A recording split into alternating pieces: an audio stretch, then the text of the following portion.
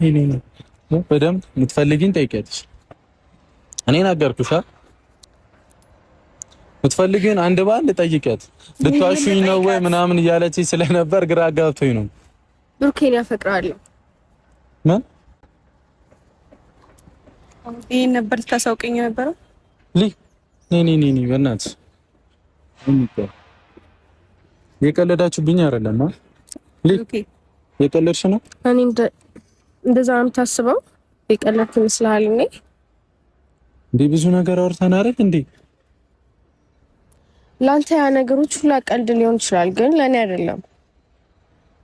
እንዴ እኔ እኮ ካንቺ ጋር ካሜራ ፊት ይዤሽ የመጣሁት ምናምን እኮ ለዚህ አይደለም። የራሳችን ምክንያት ነበረን አይደል?